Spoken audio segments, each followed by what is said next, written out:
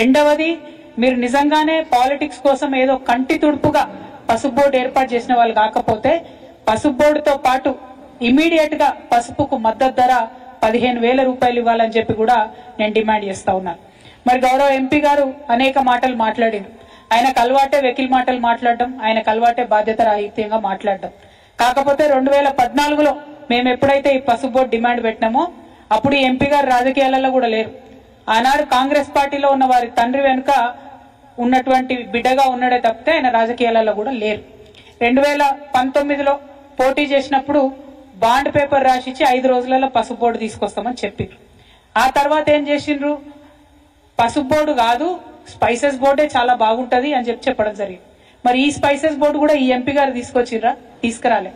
నేను ఎంపీగా ఉన్నప్పుడు మా ఎమ్మెల్యేలందరం ఒక 5-6 ముఖ్యమంత్రుల దగ్గరికి పోతే ప్రధానమంత్రి గారిని 2 సార్లు కలిస్తే అప్పుడున్నటువంటి కామర్స్ మినిస్టర్ నిర్మలా సీతారామన్ గారిని తర్వాత సురేష్ ప్రభు గారు ఎంటబడితే రీజనల్ పసుపు బోర్డు అనేటటువంటిది మా ప్రభుత్వ హయాంలోనే అన్న మంత్రి గారుగా ఉన్నప్పుడే మనము ఆనాడు ఆర్టీసీ చైర్మన్ గా బాజిరెడ్డి గారు ఉన్నప్పుడే ఇక్కడ సపరేట్ గా ఒక ప్లేస్ ఇచ్చి హైడ్రాలజీ డిపార్ట్మెంట్ దగ్గర ఒక ప్లేస్ ఇచ్చి దాంట్లో స్పైసెస్ బోర్డు మనం పెట్టడం జరిగింది.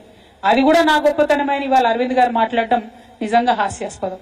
ఇంకో మాట ఏమన్నాడు ఆయన, స్పైసెస్ బోర్డు బెంజ్ కార్ లాంటిది, పసుపు బోర్డు అంబాసిడర్ కార్ లాంటిది. ఆనాడు అంబాసిడర్ కార్ కోసం బాండ్ పేపర్ రాసిచ్చిన, కానీ మోడీ గారు నాకు బెంజ్ కార్ ఇచ్చిండు ఆయన. కాబట్టి నిజామాబాద్ జిల్లా ప్రజలందరూ కూడా ఆనందంతో ఉత్సవాలు చేసుకోవాలని ఆనాడు చెప్పారు. మరి అలా పసుపు బోర్డు ఎందుకు ఇచ్చినట్టు? ఒకవేళ ఆల్రెడీ బెంజ్ కార్ ఉంటే మళ్ళీ అంబాసిడర్ కార్ ఎందుకు ఇచ్చినట్టు?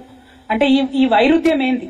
మీరు మాట్లాడే మాటలలో అన్ని వీడియో రికార్డ్స్ ఉన్నాయి. ఇయ్యాలి రేపు నేను మాట్లాడలే మీరు తొండి అంటున్నారని కూడా లేదు. ఆయన ట్విట్టర్ లోనే ఆయన ఫేస్బుక్ లోనే మొత్తం అన్ని వీడియోస్ కూడా ఉన్నాయి. ఏది అరవింద్ గారు వేస్ట్, పసుపు బోర్డు కాలం అయిపోయింది, పసుపు బోర్డు కాలం చెల్లిపోయింది, పసుపు బోర్డుతో అయ్యేది లేదు పోయేది లేదు కాబట్టే స్పైసెస్ బోర్డు చాలా బాగుందని ఆయన బాకా ఊదిన వీడియోలు అన్ని కూడా ఉన్నాయి. మరి దాన్ని ఏమంటారు అన్నటువంటిది ఇవాళ బీజేపీ పార్టీ చెప్పాలి. ఎప్పటికప్పుడు ఆనాటి మందమే మాట్లాడి తప్పించుకొని తిరుగుదామంటే ప్రజలు ప్రతి ఒక్క విషయాన్ని గమనిస్తారన్న విషయం రాజకీయాల్లో ఉన్న ప్రతి ఒక్కరు కూడా చూసుకోవాలి. హుందాగా మాట్లాడాలి. మీరు పసుపు బోర్డు తీసుకొచ్చారు, సంతోషం, వెల్కమ్ చేస్తున్నాం. చాలా సంవత్సరాల డిమాండ్, మంచిది, ఇబ్బంది లేదు. కానీ పసుపు బోర్డు ఒక్కటే అంతిమ సొల్యూషన్ కాదు. దీనికి త్రిముఖ వ్యూహం ఉండాలి. ఆ త్రిముఖ వ్యూహంలో ఇంకొకటి ఖచ్చితంగా పసుపుకు మద్దతు ధర రావాలి. మూడవది మన దేశంలోకి వచ్చేటటువంటి పసుపు దిగుమతులన్నీ కూడా ఆగిపోవాలి. ఇంకొక విషయం, ఇప్పుడున్నటువంటి కాంగ్రెస్ పార్టీ ప్రభుత్వాన్ని కూడా మేము డిమాండ్ చేస్తా ఉన్నాం. మేము అధికారంలో ఉన్నప్పుడు గౌరవ పెద్దలు కేసీఆర్ గారు పార్లమెంట్ లో మేము 2015లో మాట్లాడి మరి మాకు స్పైసెస్ పార్క్ ఇవ్వండి, పసుపు ఆధారిత పరిశ్రమలకు అవకాశం ఇవ్వండి అంటే ఆనాడు కేంద్రం రాసిన ఉత్తరం ఉంది, మేము డబ్బులు ఇవ్వము, మీరే డబ్బులు పెట్టుకోండి, మీరే ల్యాండ్ ఇవ్వండి, మీరే పరిశ్రమలు తెచ్చుకోండి అని వాళ్ళు చేతులు దులిపేసుకున్నారు.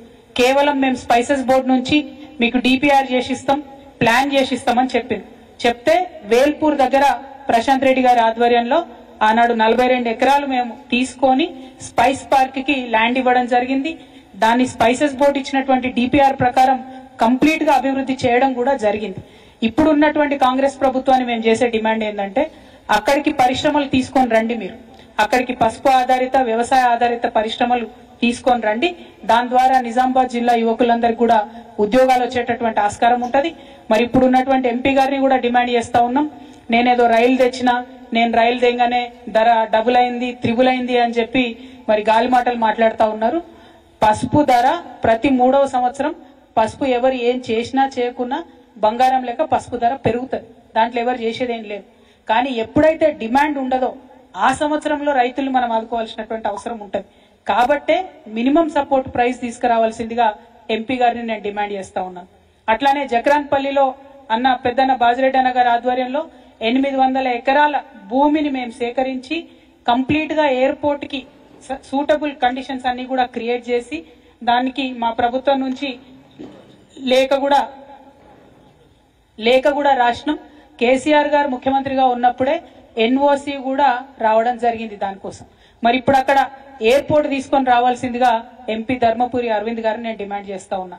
ఎయిర్పోర్ట్ వస్తే పసుపు బాగుపడుతుంది, రైలు వస్తే పసుపు బాగుపడుతుంది అని అనేక మాటలు నిన్న తను ప్రెస్ మీట్ లో చెప్పిండ్రు. వెల్కమ్ చేస్తా ఉన్నాం మీ థింకింగ్ ప్రాసెస్ ని. కానీ వాటిని పరిపూర్ణం చేయండి. కేవలం వాటిని ఎన్నికల హామీగా మిగిల్చి మరి జిల్లా రైతాంగాన్ని మోసం చేయొద్దు అని చెప్పి భారతీయ జనతా పార్టీని మేము డిమాండ్ చేస్తూ, మేము చేసినటువంటి ప్రతి ఒక్క ఎఫర్ట్ ని కూడా మీకు దాదాపుగా 30 పైచిలకు డాక్యుమెంట్స్ ఉన్నాయి. మేము వివిధ ముఖ్యమంత్రులతోని